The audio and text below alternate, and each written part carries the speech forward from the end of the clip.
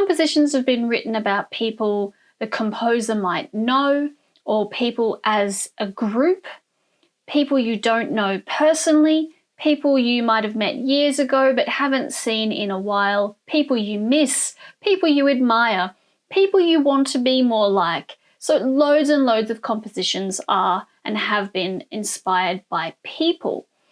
Now, you can write about a person in a positive light, expressing how amazing they are or how much you love them, or outlining the amazing things they have done. Or you could write about a person who has pushed your buttons, and perhaps this is a cathartic composition for you.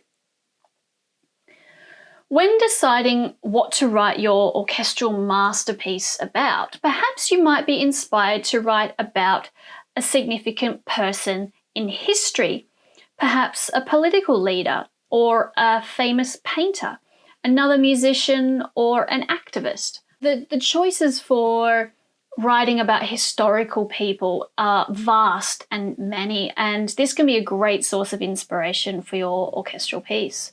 Many compositions have also been written about people with a not so positive slant. This is common in musical comedy, but can span across other genres as well. Lord Berners wrote a composition titled Funeral March for a Rich Aunt in 1914. So you can take a bit of a poke at someone and you can write a composition looking at a person or a group of people in a not so positive way. However, if you decide to do this, just be careful, as you don't want to be sued for a defamation law case. Okay, so try and be a bit careful about how you go about specifically singling people out in a not so positive way. Some compositions have also been written about giving people power or encouraging them as a group to rise up. Stockhausen wrote a piece called Hymnen. This piece creates a political, a nationalistic and ideological utopia from its mixing of electronic music and 40 of the world's national anthems. It creates and climaxes with a massive avant-garde anthem of the cosmos. Ethel Smythe wrote March of the Women. It was really a suffragette's anthem penned by Smythe in 1910 and acclaimed by the suffragette newspaper Votes for Women as both a hymn and a call to battle. Smythe conducted many of the musical renditions of the work herself, including a performance at the Royal Albert Hall in 1911.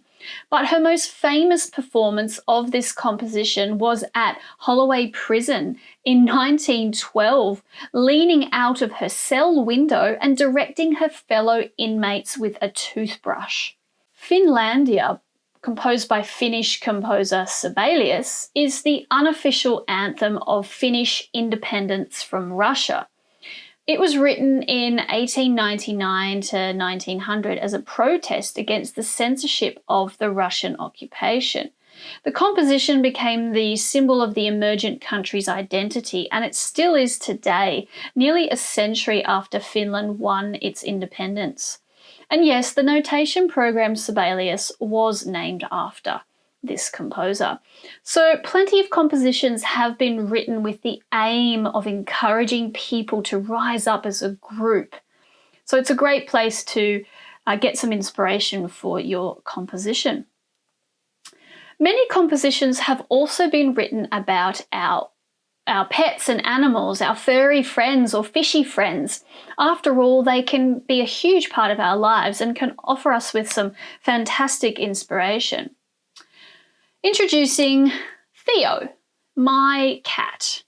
Now, Theo is a rescue cat, and I have a talented young composition student called Alexander Siegel, who's 12 years old.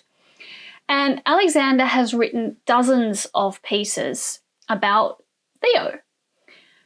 Alexander recently published a book of piano works, which is an incredible achievement for a 12-year-old, with many of the pieces either named after Theo the cat, dedicated to Theo the cat, or inspired by Theo the cat. It is noted that 19th century classical composer Chopin was inspired by animals. His paramour George Sand had a little dog named Marquis, who Chopin was fond of. According to legend, the two were watching Marquis chase his tail, and George Sand remarked, "Chopin, if I had your talent, I would compose a piano piece for this dog." And Chopin did just that, and the famous Minute Waltz was born. Chopin himself nicknamed the piece the Little Dog Waltz. American composer Aaron Copland wrote a piano piece called The Cat and the Mouse. Scarlatti claimed that his cat Pulcinella was prone to walking across the keyboard. One day, in one of the felines' daily walks across Scarlatti's piano, the melody Pulcinella played with his paws caught Scarlatti's attention, and these notes became the motif of Scarlatti's famous cat fugue. And then there's Rossini's Cat Duet. It was composed to poke fun at warring divas. The cat duet features just one word, meow, repeated ad nauseum by two sopranos as a pianist trundles along underneath. It was probably hilarious back in the 1820s. The lovely folk over at pianotv.com have created an entire video on composers who were inspired by their pets. I've put a link to that video below this lesson, and you can also listen to all of these compositions below this lesson video as well.